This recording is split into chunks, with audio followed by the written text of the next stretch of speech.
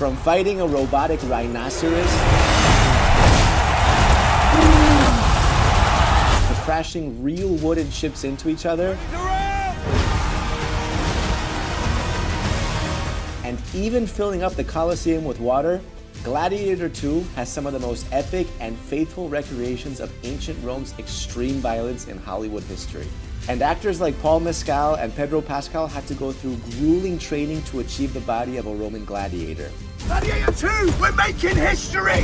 We're going to look at how this legendary sequel was shot, the intense training the actors had to go through to become gladiators, and hear from the cast and crew how they achieved this monumental production. How does it feel? Epic. Welcome to Xplained. And warning, there's spoilers ahead. My name is Maximus Decimus Meridius, commander of the armies of the North, and I will have my vengeance. It's been 24 years since Gladiator hit the big screens in 2000. Now, in 2024, we're back in ancient Rome for another epic adventure of strength and honor. Strength and honor. Strength and honor. Strength and honor! Set over 2 decades after the events of Gladiator 1, the sequel follows Lucius. Where were you born? I don't know. I never knew a mother nor a father. Lucius is the grandson of Rome's former emperor Marcus Aurelius and son of Lucilla and Maximus, the hero from the first movie played by Russell Crowe. His name was Maximus, and I see him in you. Lucilla, who was played by Connie Nielsen, is the only main character to return from the original movie. The sequel reveals that after the death of Maximus at the end of the first movie, Lucilla sends Lucius to Numidia, an ancient kingdom in northern Africa, in order to protect him. I think the most emotionally heart-wrenching scenes are with Paul, and the most joyful scenes are with Pedro. And the movie opens with the Roman army conquering Lucius's home, who ends up being forced into slavery. The movie starts with the Roman Empire led by General Acacius, whom I play, invading Numidia, where our lead, played by Paul Mescal, is hiding out. It's just a perfect way to start the movie.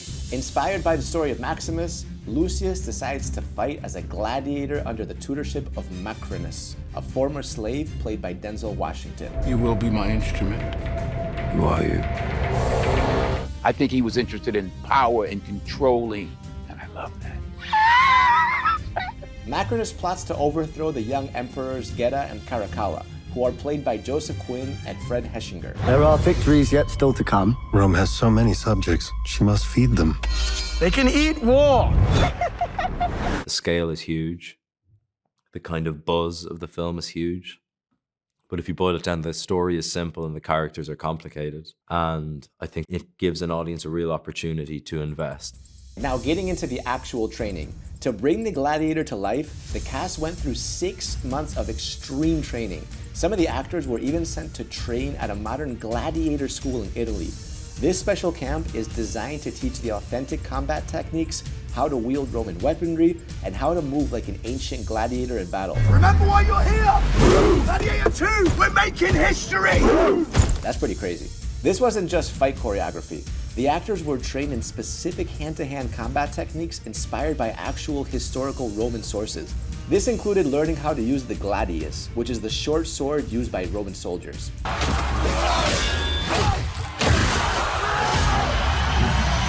But also tridents and nets, as well as shields known as scutum in ancient Rome. Training with these weapons involved developing strength, agility, and muscle memory. Actors also had to train in replica gladiator armor, including heavy chest plates, helmets, and wrist and ankle guards. Though not as heavy as authentic Roman gear, this armor still added a lot of weight, making movement even more challenging. We wouldn't need a wire, I can take that. Do it. I discovered that Paul's very fast and very brutal with the sword.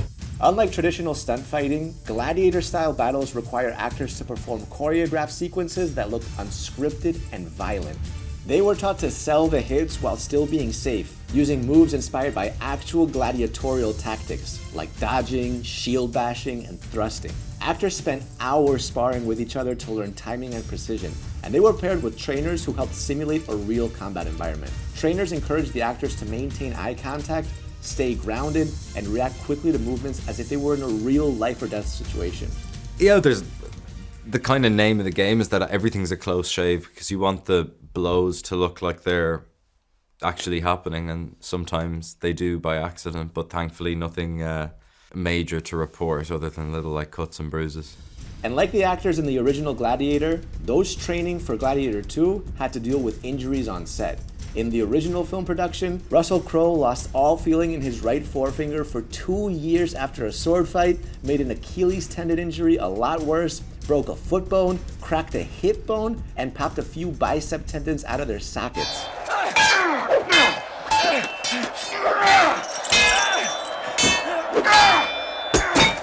Brutal. And the wounds on Crowe's face during the opening battle scene were totally real, caused by his startled horse when it backed him into tree branches.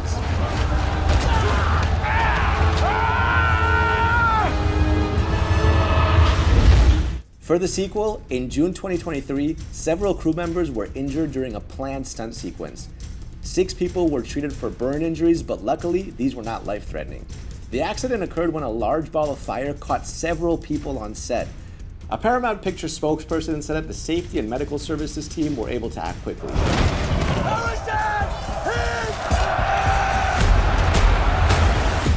Alright, let's talk about the set. Ridley Scott is known for his attention to detail and love for practical effects. For Gladiator 2, he spared no expense, filming with up to 11 cameras at once and in real historical locations to capture the authentic feel of ancient Rome. What's so incredible about working with Ridley is that he builds those worlds, right? But with such detail. He's a true artist, right? It's like he's a painter of like these worlds.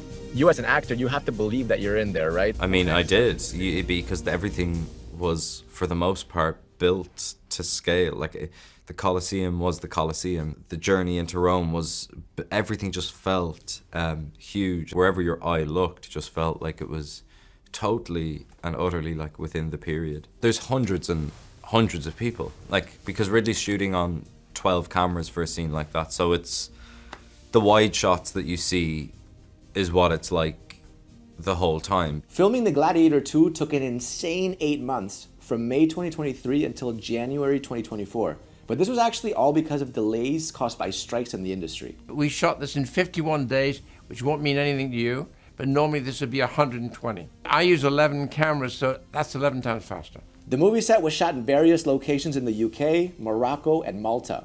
One of the locations in Morocco, Or Zaidi, is a truly iconic one where many movies have been shot through the years, such as Lawrence of Arabia, The Mummy, Kingdom of Heaven, Babel, and of course, the first Gladiator. Malta is where they reconstructed the Colosseum set in the same exact location as the first movie's production, at Fort Ricasoli. This time, however, the set is a lot bigger and more complex than the one from 20 years ago. The Colosseum was designed to be realistic, with a focus on avoiding as much CGI as possible. There's nothing like having the real thing. I think this is the biggest film I've been on.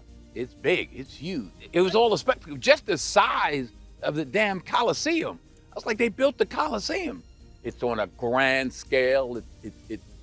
I don't want to say movies aren't made like this anymore. I don't know, but it's more than a movie for me.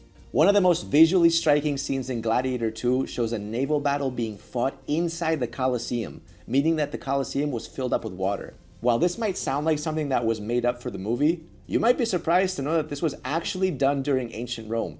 There are many recorded events where emperors ordered for the Colosseum to be filled with water in order to stage mock naval battles called naumachia.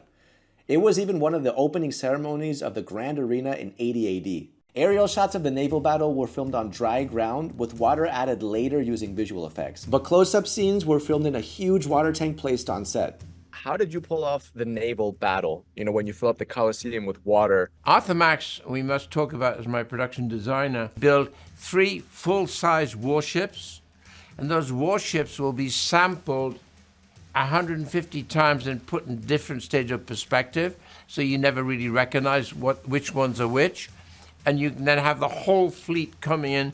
I put pieces underneath, which is timbers on the hull, which enables them to get close, hit the wall, stop, drawbridge.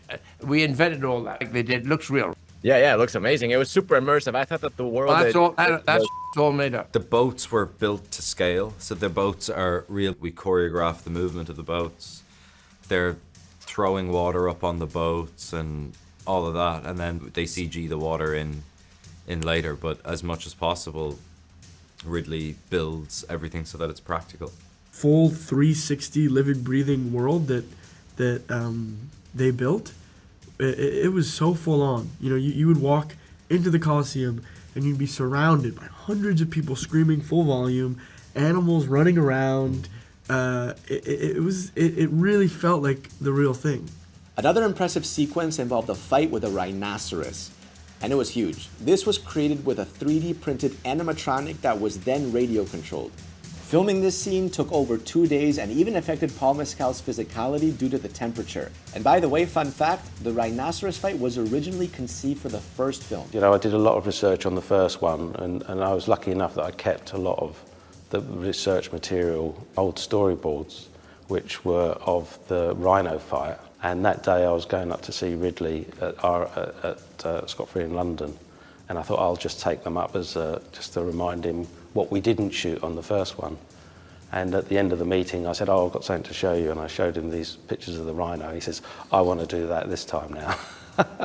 It ended up being scrapped because it didn't look realistic enough at the time. So instead, they eventually ended up bringing it back for the second film. Probably the robotic rhinoceros for me. Yes. That was a weird day at work. It was really trippy. That was CGI, obviously, but there was an animatronic one that they created that was a beauty in its own right. It was amazing. Watching that stunt unfold of Paul kind of take down this rhino. The first Gladiator came out 24 years ago. So why did we have to wait 24 more years to get a sequel? Well, there's a few reasons. Firstly, the main character from the first movie, Maximus, had died, which made writing a worthy sequel script pretty tricky. Over the years, there have been plenty of ideas, with some bordering on the bizarre. One of the early concepts even involved Maximus being resurrected and transported through time, fighting in various historical battles from the Crusades to the modern times. Secondly, DreamWorks Pictures, who produced the first installment, ran into financial difficulties in the early 2000s and was sold to Viacom, the parent company of Paramount Pictures, in 2006. This meant that the project got a bit of a reset around that time. Lastly, Ridley Scott is a busy man. Between Gladiator 1 and 2, he produced and directed other blockbuster hits like Black Hawk Down, American Gangster, The Martian, House of Gucci, and Napoleon. Take their position on the higher ground! Have the double!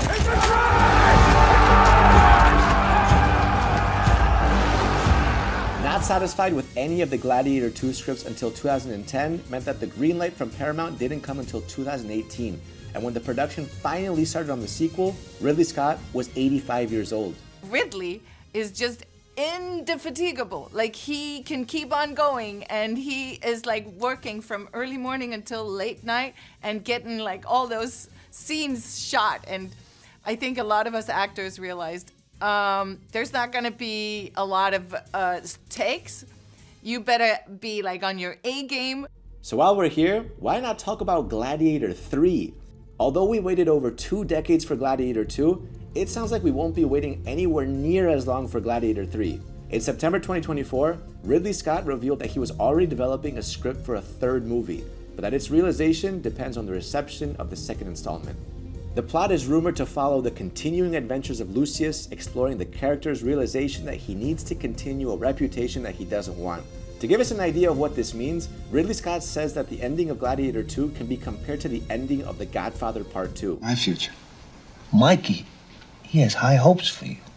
Well, I have my own plans for my future. With Gladiator 2 having just hit the big screens, people that haven't seen it have sky-high expectations, with early reviews saying that it's the biggest movie of the year and a true epic.